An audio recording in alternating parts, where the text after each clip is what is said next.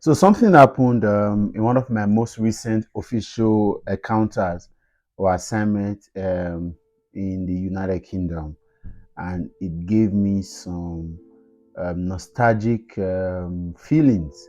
Right, I had to go back in time to my foundation. In fact, it was a conversation between the person that commended my work, in his words, the tact and diplomatic way I handled the assignment, plus, of course, um, viewing my work ethics. He just felt really pleased and then asked what was my foundation like. And then, upon leaving him, I went deeper than I even shared.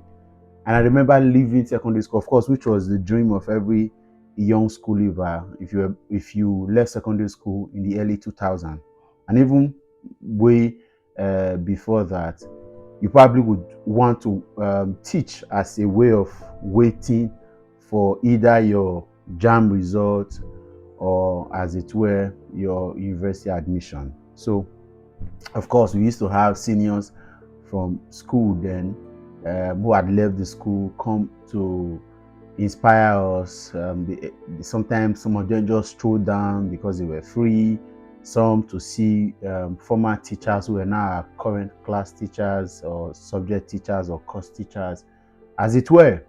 And it was a beautiful time. So I also wanted to leave school and also be able to contribute my quota, sharing with young people, mesmerizing, demonstrating my knowledge and skills, using some level of big grammars and terminologies, registers, and they may not be used to, so that just show how well you've grown on learning. So I joined this school, and then it was a primary school, and I started to teach from primary one. But the goal was to get to the top, so I was diligent and offering services.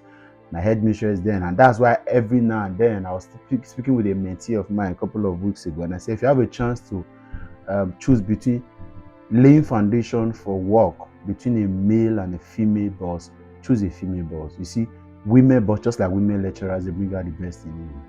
There is no room for sentiment under beer parlor condition, with a bottle of beer or with one let me not go on ethical conversation, you can get your male lecturer or your male boss to have a different view about a thing. But you see, female bosses, they are formal even at informal gatherings. That's how much I can say. And so that my female headmistress, or that my headmistress was something else. She's still alive. She still watches me, so I'm happy.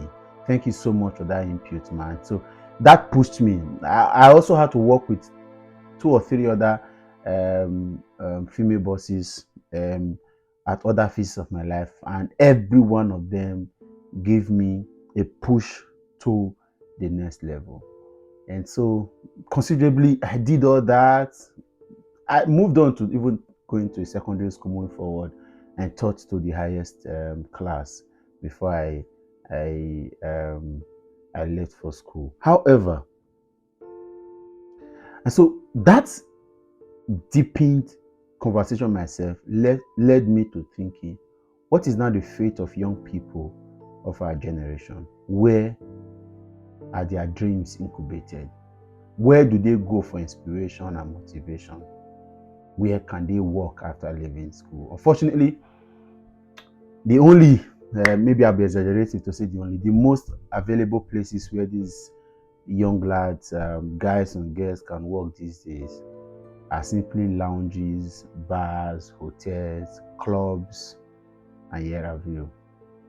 Just relaxation centers where they now mix with characters that they should run from, where they now mix with people that they should not encounter at that age. Because, of course, if you understand um, the human mind, you understand that the first 25 years of a man's life is a development age, is a foundational age. That's where they learn, they imbibe, they take in values and principles, they learn character, form habits, form lifestyle and practice. And it's a very delicate age. If they miss it at that time, there is nothing they are going to do. It's only by God's mercy that somebody that miss it at first 25 years get to even get anything out of life again. So, but these people who are still even less than 20 and even worse, supposed to be careful and are being true to the outside world, to meet with all forms of character. I'm not here to judge anybody, but you see, these Yahoo boys and as men and kind of people they meet in the clubs and lounge and bars are not people that their character has not been formed, should be meeting at that very age in time. I didn't have the privilege of walking around. I always taught in school. And I'm not sure if I had suggested to my father that I want to work elsewhere, he would have allowed me. He permitted it because he knew the value of teaching. But these days, are they still schools? Yes. They are now less attractive because the most attractive places are lounges, bars, clubs, and hotels. We are in a danger zone. The country is sitting on a keg of gunpowder, not just in security, not just in politics, but in values and principles. And that's why the rave for money has increased. I was only going to be paid 1,600 as my first salary, and that I earned for several months. And I was comfortable with it. But these days, even with 25,000 naira, it is not enough. No thanks to the declining economy, to the inconsistent political situations of our country, the wrong steps in policies and programs that the government of various times and seasons have implemented. And so fathers and mothers can no longer feed their children. At infantry, children are now being told to go and hustle to bring money back home. So all this analysis I'm putting together now will be useless because somebody is saying, who will feed my family? But then, thank God my father and mother allowed me to choose that path, or guided me to choosing that path. And so who I have become today is a fallout of the foundation I built yesterday. But unfortunately, several young people are doing today what they would have done at 60. If at 40 you get into a place to work, no matter what is it, if your character has been formed, you won't fall. Probably know what to do. But at that age, what they see are people spraying money to swimming pool, people buying drinks for 500,000, buying bottled water for 1.5 million, spending 7 million. They can't dare even ask, where does this man make their money? Where does this man make his money? What does this woman do for a living? And they see young girls come down from front seat of cars and go back, all calling baby our wife, and so their dreams and aspirations are tied to that. Danger is looming. And unfortunately, the only lucrative business in our society is now what they call the hospitality or relaxation industry. Only for where to spend money and spend. Nobody's investing in critical infrastructures and sectors in society where young people can go and incubate dreams and grow. Nobody. Government of this day has not even cared. Neither are people, private individuals with money in their hands, caring about the future of our society. It has never been this bad. It has never been this bad. It is only clubs and hotels that people. As I saw a video of a man destroying a school. He was destroying a school. Yes, I think they bought it over. The new owner bought it over. And then he was creating apartments. I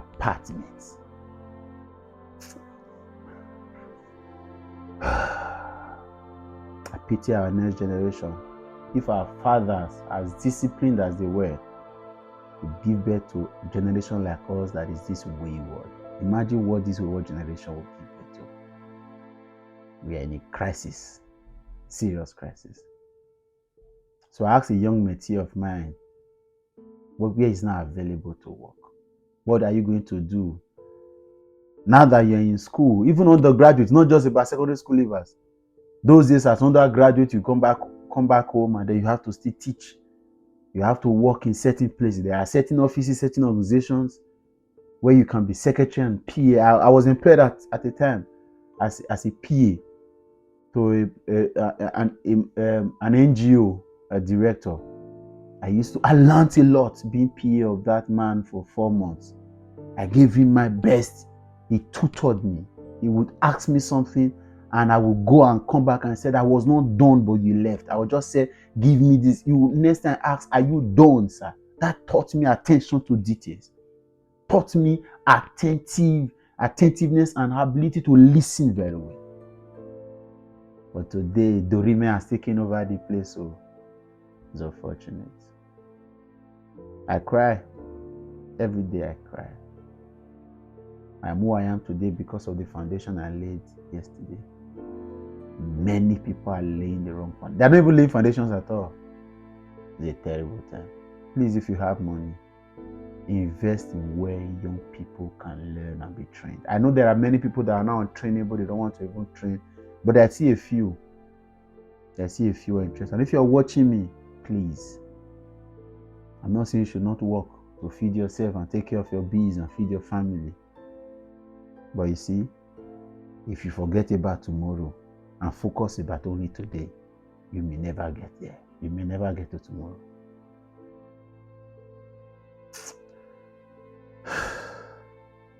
God help us.